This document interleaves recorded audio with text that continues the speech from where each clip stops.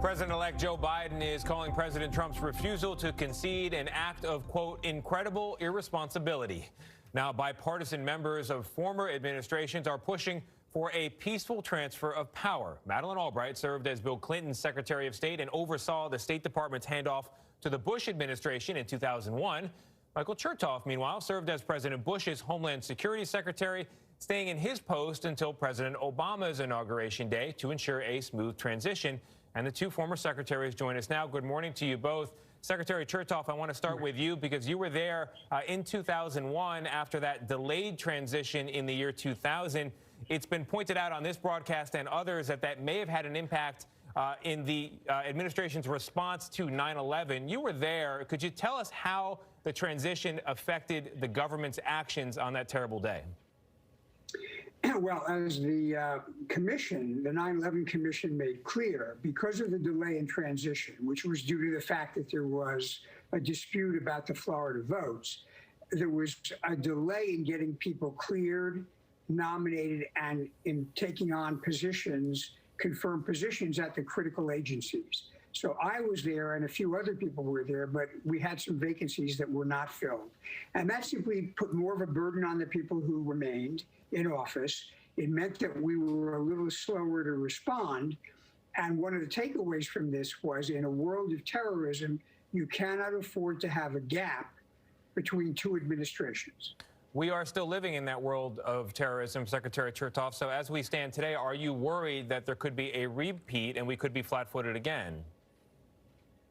Candidly, I'm more worried now than I was about the situation in 2001 for the following reasons. First of all, there appears to be a deliberate effort to slow walk the transition and not to begin the process of clearing people or giving presidential briefings. Additionally, Donald Trump is now firing many of the senior experienced security officials in his own government, which means that we will be lowering our defenses at precisely the moment that our adversaries, whether they be nation states or terrorists, recognize that there's a vulnerability. So this is really playing recklessly with the safety and security of the American people. Secretary Albright, I want to turn to you now. We heard Health and Human Services Secretary Azar say earlier this morning that basically everything is public and the incoming Biden administration doesn't need any extra help. What's your reaction to that comment? Well, frankly, I was appalled because I think that it is irresponsible, and the Biden people are fully cognizant of the dangers that have to do with COVID and how it has been mishandled, and the act that it has to be something that is done for the health and the lives of American people. And I find it stunning that we can be constantly being told that everything is normal, and this is the most selfish, irresponsible response to what is going on domestically and internationally. And I so agree with Secretary Chertoff on this, that it is something that should make us very nervous and very suspicious of everything that is going on, because we are being lied to. But you know, Secretary Albright, a recent poll of Republicans shows that more than half of them think that this election was rigged. What's your reaction to that? Well, I have to say I'm stunned, because I believe in bipartisanship and I believe in the truth, and I don't believe that it is responsible of them in many ways not to assess what is going on. And I find this a tragic time in many ways, having been through a number of transitions myself. The importance of them, they are a period where the crown jewels are transferred, where people are talking to each other about what happens next. And there really is a responsibility in terms of understanding what is good for the American people, and not this selfishness and kind of blindness. I find it very hard to even find the right nouns to describe what is going on. You know, guys, Secretary Chertoff, if you could take this one. You know, there have been many times in this administration where the sentences started, this has never happened before, this is unprecedented. I'm wondering, what are you and your Republican homies saying about this? When you look at this and you see the number of people that are not speaking up, what is your reaction to that? And what is your conversation with each other about how we move forward? Well, candidly, I'm not having that much conversation with Republicans.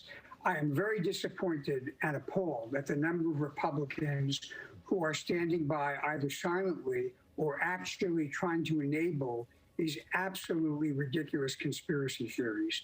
Whenever the Trump campaign has gone to court, they have not been able to produce any evidence of significant fraud. In fact, now a lot of the lawyers for the campaign are bailing out because they realize that if they go in and present a case with no evidence, they run the risk of getting sanctioned.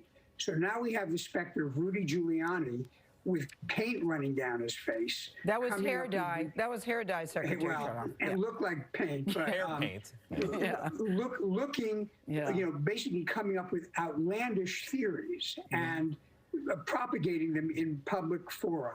So this is a very dangerous time for the country. Even after the transition, we're going to have a significant number of people who are accepting conspiracy theories of the most outlandish sort. We need to figure out how to repair our societal cohesiveness, or we're going to be in very, very serious trouble going forward. That's what worries me. Secretary Albright, in about 30 seconds that we have left, could you talk about step one, at least, in repairing that gap in trust in our elections? Well, I think that we're all going to have to talk to each other, try to figure out what is the motivating factor, and decide that we need to unify the country. This is a time where unity is needed and understanding, and I think those of us that have a sense of what America is about need to begin talking to the others. It is serious. This is very bad. We can't go on like this. We need to understand what is happening. Candor from both of you. We appreciate it. Secretaries, thank you very much. We'll be right back.